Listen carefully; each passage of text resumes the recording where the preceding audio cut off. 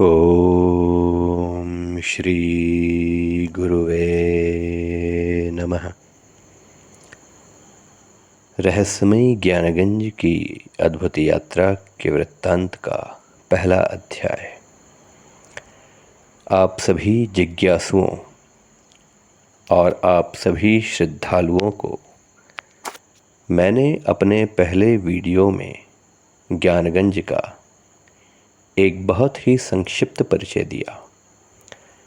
संक्षिप्त परिचय इसीलिए कहा क्योंकि ज्ञानगंज अनंत है, अनंत शक्ति से परिपूर्ण है, रहस्यों से परिपूर्ण है। इसीलिए इस अद्भुत जगत का संक्षिप्त परिचय तो हो ही नहीं सकता। इसका परिचय अनंत है, इसीलिए व्याख्या भी निश्चित ही अनंत होगी। लेकिन मैं अपनी बुद्धि और मुझे उपलब्ध कराई गई सूचना के अनुसार इसे आप तक उपलब्ध कराने का, आप तक पहुंचाने का एक प्रयास किया है। इस वीडियो इस अध्याय के साथ शुरू होगा रहस्यमयी ज्ञानगंज की अद्भुत यात्रा का वृत्तांत। इस चैनल का, इस वीडियो का जो शीर्षक है, इस वीडियो को जारी करने का यह उद्देश्य है कि ज्ञानगंज के बारे में बहुत सी भ्रांतियां हैं, बहुत से प्रश्न हैं, बहुत सी पहेलियां हैं, बहुत सी जिज्ञासाएं हैं। उन सभी के उत्तर क्रमशः आप तक पहुंच सकें, इसीलिए इस वीडियो को, इस अध्याय को मैंने आप तक पहुंचाया है। जैसा कि मैंने आपको पहले भी बताया था कि इस वीडियो का शीर्षक स्वयं सिद्ध है कि ज्ञानगंज नामक एक स्थान इस जगत में, इस ब्रह्मांड में अस्तित्व में है और यहाँ निरंतर यात्राएं हो रही हैं। साधक यहाँ यात्रा कर रहे हैं और निरंतर साधकों का आना जाना यहाँ जारी है। लेकिन ज्ञानगंज तक पहुँचने का मार्ग, ज्ञानगंज तक पहुँचने का माध्यम, इस पर चर्चा करना प्रतिबंधित है। ज्ञानगंज से आमंत्रण साधकों को स्वयं मिलता है। इसीलिए इस भ्रम में बिल्कुल न रहें कि यदि आपको ज्ञानगंज तक पहुंचने का मार्ग नहीं पता, ज्ञानगंज तक पहुंचने के माध्यम की जानकारी आपको नहीं है, तो आप ज्ञानगंज कभी पहुंच ही नहीं सकेंगे। ऐसा नहीं है। यदि साधक में योग्यता होती है तो ज्ञानगंज से आमंत्रण उन साधकों को स्वयं भेजा जाता है। ज्ञानगंज तक ले जाए जाने के लिए जो मार्ग हैं वह उस साधक को उपलब्ध कराए जाते हैं और जैसे ही वह उस मार्ग पर आमंत्रण मिलने के बाद प्रशस्त होता है, नियत समय पर वह ज्ञानगंज में प्रवेश करता है। अब मैं प्रथम अध्याय से आपको ज्ञानगंज के बारे में आवश्यक और मुझे उपलब्ध कराई गई जानकारियाँ आप तक पहुँचाने का प्रयास कर रहा हूँ।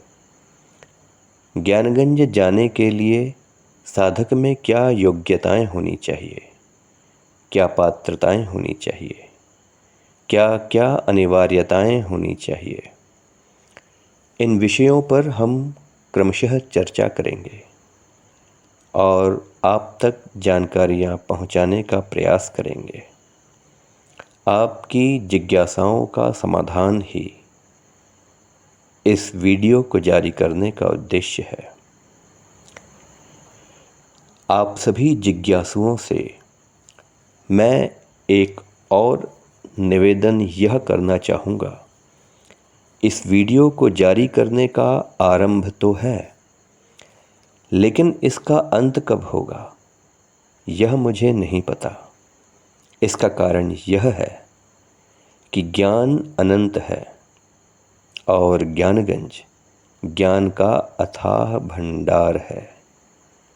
ज्ञानगंज के बारे में जो जानकारियाँ वर्तमान में उपलब्ध हैं वह इतनी अधिक हैं कि उन सभी जानकारियों को एक ही वीडियो के जरिए आपको उपलब्ध करा पाना मेरे लिए असंभव है। इसीलिए ज्ञानगंज से संबंधित जानकारियों को वीडियो के ज़रिए क्रमशः अध्याय के ज़रिए मैं आपके समक्ष क्रमशः प्रस्तुत करता रहूँगा।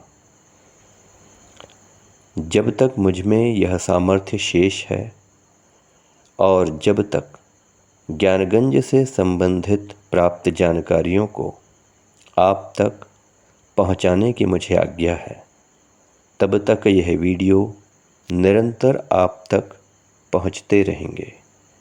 आपसे अनुरोध है कि अपनी जिज्ञासाओं की शांति के लिए इन्हें देखते रहिएगा। ज्ञानगंज के संबंध में जो उत्सुकता जिज्ञासुओं के मन में उठती है वह ये है कि ज्ञानगंज कहाँ पर है, वहाँ तक कैसे पहुँचा जा सकता है। ज्ञानगंज हिमालय की दुर्गम घाटी में स्थित है। ज्ञानगंज तक पहुँचने के लिए केवल आपको शारीरिक रूप से अधिक सशक्त होना अनिवार्य नहीं है, बल्कि मानसिक स्तर से भी उच्च कोटि का होना आवश्यक है। आपकी पवित्रता ज्ञानगंज तक पहुँचने की अनिवार्यता है। जितने भी साधक ज्ञानगंज के धरातल पर उतर पाए हैं उसमें सर्वाधिक योगदान उनकी साधना, ज्ञानगंज के साधकों का आमंत्रण और उनकी पवित्रता, शारीरिक और मानसिक क्षमताएं, ये सभी आवश्यक हैं। ज्ञानगंज तक पहुंचने के लिए शारीरिक रूप से शक्तिशाली होना इसीलिए आवश्यक है क्योंकि शंग्रीला घाटी का तापमान मई के महीने में -8 डिग्री फ़ारेनहाइट होता है, यानी -22 डिग्री सेल्सियस यहाँ का तापमान होता है। आप अंदाज़ा लगा सकते हैं अक्टूबर, नवंबर या दिसंबर, जनवरी में घाटी का तापमान क्या होगा। साधारण मनुष्य अत्यधिक तापमान को बर्दाश्त नहीं कर सकता। कमज़ोर शरीर इतने ठंडे तापमान में जीवित नहीं रह सकता। इसीलिए ज्ञानगंज के लिए, ज्ञानगंज की यात्रा के लिए शारीरिक रूप से शक्तिशाली होना आवश्यक है। ज्ञानगंज पहुंचने के लिए साधकों का मानसिक रूप से भी सशक्त होना अत्यंत आवश्यक है, ताकि आप ज्ञानगंज के साधकों के तरंगों को ग्रहण कर सकें। यदि वहां पहुंचने वाले साधक की मानसिक स्थिति ज्ञानगंज के साधकों के तरंगों को ग्रहण करने के अनुरूप नहीं होगी, तो आपका ज्ञानगंज जाना ही निरर्थक होगा। ये पात्रताएं हैं ज्ञानगंज तक पहुंचने की। जो साधक मानसिक रूप से, शारीरिक रूप से पूरी तरह स्वस्थ हैं वही ज्ञानगंज तक ले जाए जाएंगे। पवित्र होना ज्ञानगंज की यात्रा की सर्वाधिक अनिवार्यता है। बिना पवित्रता के आप ज्ञानगंज की अवधारणा को समझ ही नहीं पाएंगे। आप ज्ञानगंज के प्रवेश द्वार के समक्ष खड़े भी रहें, बिना पवित्रता के आप उसमें प्रवेश नहीं कर पाएंगे। ये जितने भी पात्रताओं की जानकारी मैंने आपको उपलब्ध कराई, ये सभी पात्रताएं अर्जित की जा सकती हैं। ये पात्रताएं अर्जित होती हैं योग साधना के बल से। इन पात्रताओं के अलावा जो अन्य आवश्यक पात्रता अनिवार्य है, वे है ज्ञानगंज में प्रवेश की अनुमति। ज्ञानगंज में प्रवेश की अनुमति ली नहीं जा सकती। अनुमति ज्ञानगंज के साधक स्वयं ही देते हैं, और वे ही इस पृथ्वी लोक के लोगों को या साधकों को ज्ञानगंज तक पहुँचने का मार्ग प्रशस्त करते हैं। यह तभी संभव है जब ज्ञानगंज में निवासरत किसी एक साधक से आपका परिचय हो, जो आपको वहाँ सशरीर प्रवेश की अनुमति दिला सकें। ज्ञानगंज में प्रवेश करने का एक और उपाय है, जिसकी चर्चा हम रहस्यमयी ज्ञानगंज की अद्भुत यात्रा के वृत्तांत के दूसरे अध्याय में करेंगे। पहला अध्याय समाप्त करने से पहले मैं आपको एक बात और बताना चाहूँगा कि ज्ञानगंज में निवास करने वाले साधकों से आपका परिचय कैसे हो। यह आपकी जिज्ञासा, आपकी उत्सुकता, ज्ञानगंज के बारे में जानने की आपकी लालसा पर निर्भर करता है। आप ज्ञानगंज के बारे में, वहाँ के साधकों के बारे में भले आप कुछ भी ना जानते हों, लेकिन यदि आप उनका स्मरण करेंगे, जैसे एक बालक, एक शिशु अपनी माता के लिए अत्यधिक उत्सुक होता है, लालायित होता है, अपनी माँ के लिए वह इस तरह से उत्कंठित होता है कि यदि उसकी माँ कुछ समय के लिए उसकी नज़रों से ओझल हो जाए तो शिशु छटपटा उठता है, और जिस उत्सुकता से वह शिशु अपनी माँ को पुकारता है, उसी चाह के साथ आपको ज्ञानगंज में रहने वाले साधकों के प्रति लालसा अपने अंदर विकसित करनी होगी।